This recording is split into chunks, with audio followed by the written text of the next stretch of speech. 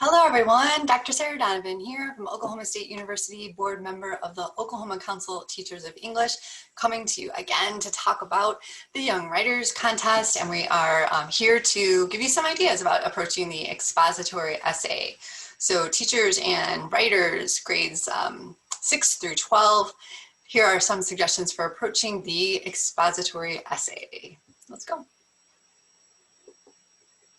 So first, it's really helpful to take a look at the anthology examples once again. So you can click on this link or go to the Oklahoma Council of Teachers of English website to look at the anthology. Also, the slides are linked in the flyer, so you can take a look there. So take a look at what has been offered by Quincy Guzzi and Lucy Kirshen and see what resonates with you, what you'd like to kind of build on, or maybe you want to take another approach to working on or developing your own expository essay. One of the most helpful ways I have found to develop an expository essay with my students, and even some of my own writing, is to start with the source of where I have my own ethos or expertise. So start with what you know, what you love, what you can spend some time thinking about and sharing with your readers here. And so, for example, you might want to start by creating a chart that kind of looks like this. This is from Kelly Gallagher's book, Write Like This. So put your single topic that you know really well, and then think about the different purposes that there are for writing. So express and reflect, inform and explain, evaluate and judge, inquire and explore, analyze and interpret, take a stand, purpose, propose a solution. So here are different titles, right? Titles might help you get started on setting a purpose for the kind of expository writing that you want to do. How I came to love volleyball, what a loss has taught me, how it impacts our life. Explain the game, how I learned volleyball, what it's like to be me, what it has taught me, explain the reason I love it, the best moment I had, the best hit, the worst game, who came up with the sport, what's the history, why did we lose the game, why did we win our league game or something like that. So what you're sort of noticing here is that perhaps this seems to it's very personal, and who would want to read these things? Well, when it comes to expository essays, just like stories, there's usually some theme embedded in that experience or a reason behind understanding something that we can apply to our own life. So volleyball is a game, it is a sport, but that could be shared when it comes to any sort of competition or any sort of loss in a game, loss something that you didn't expect, obstacles that you overcame. And these might be just some ways of approaching the expository text from a place of knowledge, of personal knowledge. So you're writing from a place of expertise, and that adds some credibility to your writing as well. And the more specific you can be about your situation, the more generalizable it will be for the people who are reading it. And that might sound kind of counterintuitive, but it is in fact quite true. When someone tells a specific story, it resonates with us, then we're looking for common themes. And again, I know I'm saying story, but when it comes to expository essay, we're still constructing a statement, a purpose, a beginning, a middle, an end, and thinking about why it matters. And so that's part of the process when you're developing your expository essay. And this can also be related to literary experiences as well. If you want to write about books that you've read or things that have resonated with you, experiences in your life, lots of different things, but this is one way of approaching it. The other thing I recommend is to take a look at examples of essays, a wide range of them. And these can be found in sort of literary magazines or opinion type pieces in magazines.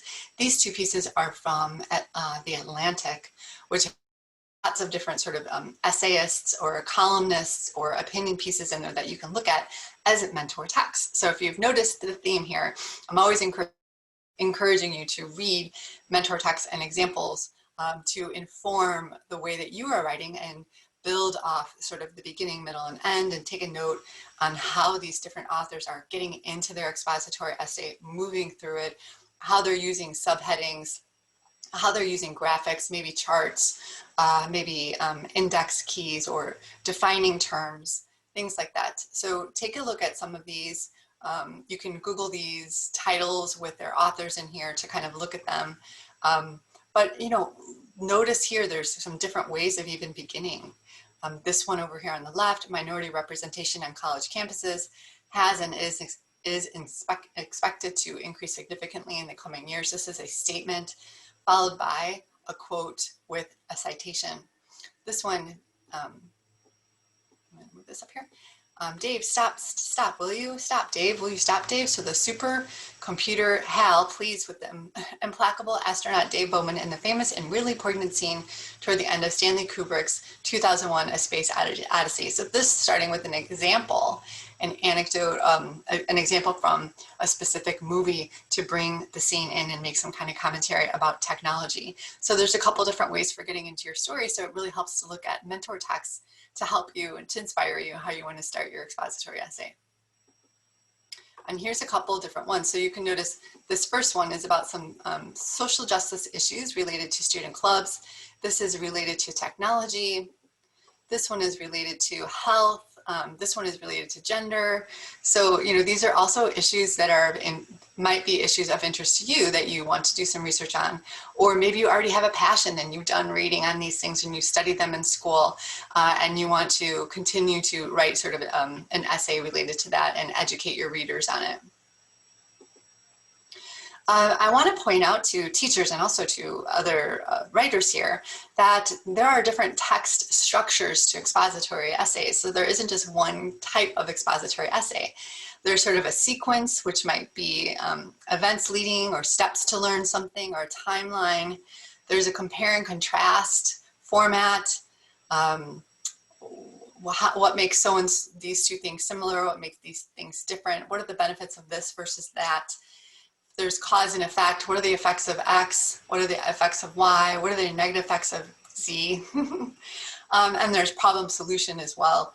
And if you notice, I have some offers, like some in this kind of table here, I guess, some ways of sort of leading into these, establishing your thesis, a sort of introductory paragraph, defining terms and helping the reader get on the same level as you are. So if you have expertise in something, you kind of have to bring the reader in and help them identify some of the terms and the situations, and then moving into the body of your essay, and then closing the essay. And then finally, at the very bottom, the last row here, I have some sort of signal phrases or transitions that are pretty typical in these types of text structures. So here's some things to just think about depending on what you decide to write about.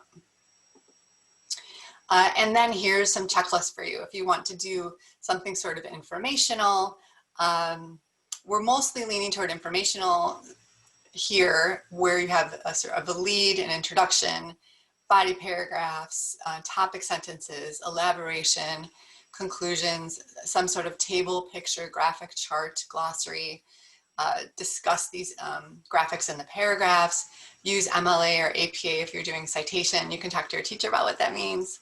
And try some different sentence structures as well. This might be an opportunity for the teacher to do some mini lessons about how you might want to begin a sentence with a gerund or begin a sentence with an infinitive, and how that impacts or calls attention to action or movement. And maybe try some parentheses or em dashes in your writing too, and how that impacts the way you structure your paragraphs or emphasize different things. Also in expository essays, there might be some new terms or things to define. So appositives are really useful in expository essays, where you might name volleyball, for example, and perhaps there are some people who don't know what that is, comma or dash or parentheses, and then define it. So that's a way of using a positive sometimes in your writing. Okay, so we have taken a little look at expository essays here today, and I just want to remind you that the due date is December 14th, so you want to make sure that you get writers, make sure you get some feedback from your teachers in plenty of time so you can make revisions and talk about the content and the structure and the headings, and if you use any figures, any sort of citations that are needed, and you have plenty of time to make those revisions before your teacher has to submit them in our Google form here. Also, the teacher has to get permission from you and your parents. So don't wait till the last minute. And I'm sure the teachers would appreciate that if you gave them some time. And we look forward to reading your expository essays. Thanks, everyone.